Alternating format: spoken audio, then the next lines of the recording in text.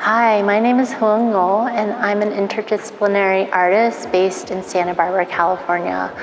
My work connects my personal and family history as refugees from Vietnam to larger global forces through time.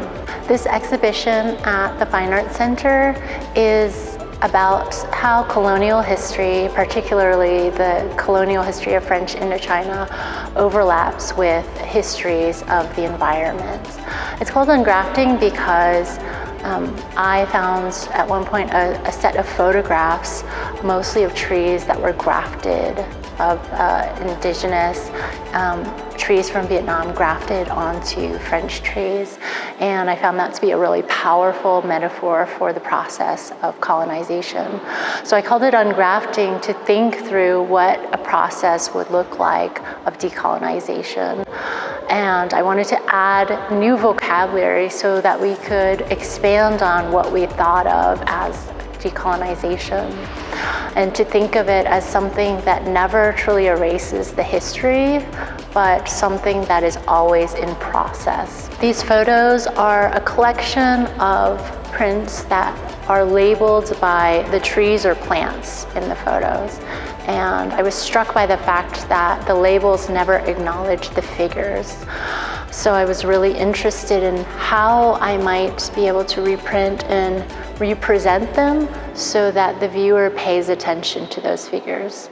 So they've been grouped, not according to their plants, but according to the gestures of the figures, so that we might draw comparisons, parallels, and just speculate on what the experiences were of the people.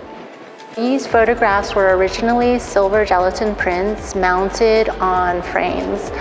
I rephotographed them and reprinted them as unfixed Van Dyke prints.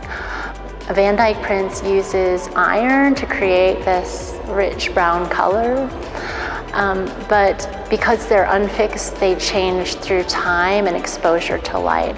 So these installed here today will change throughout the span of the show. The tones will go to a kind of medium gray.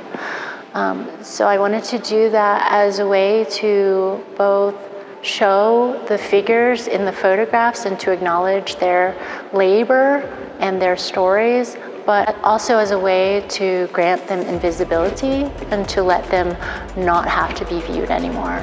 As I was doing research on the origin of these photographs, I found out that the people in the photographs, many of them were probably here working on this in this garden because they were dispossessed from their own land. The taxation practices of French Indochina dispossessed a great number of people from their land. Those people ended up circulating to look for jobs, to look for a livelihood, and ended up spreading ideas about revolution. So the French ended up planting the seeds of their own revolution.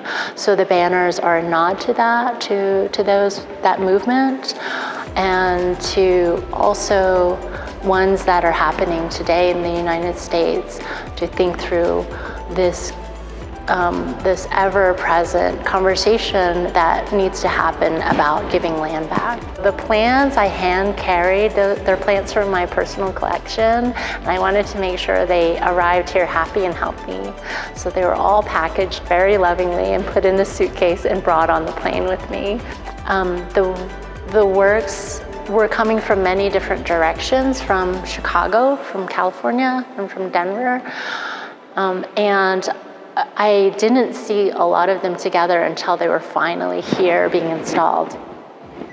So it was really nerve-wracking, but I was able to be here for the installation, to work with the incredible team here, and to improvise as needed to make sure that the exhibition was exactly what I wanted. I got connected to the Fine Arts Center through Katia Rivera, who is the curator here, who had seen my work in Chicago.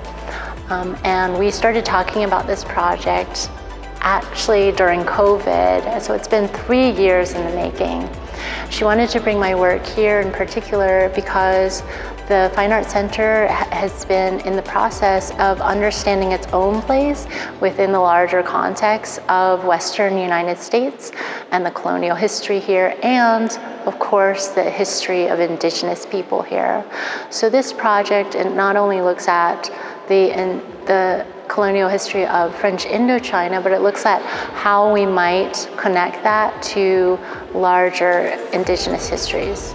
The feeling of seeing everything together was just exhilarating. It was just relieving, and it was just, you know, one of the moments that you just really hope for as an artist. There are different moments in making artworks. One is like when you're in the flow of a work and it feels really good and you just want to do it forever. There's another moment of seeing the work together in the space, and then there's the next moment of getting feedback and engaging with people about the work, and that full cycle is what really keeps me going. I want people to come to this exhibition and to walk away with the understanding that our histories are long. They span from not just from when we're born, but from long before that. Learning about colonization, the war, and how I got here today helps me to understand where I am now and what might happen in the future.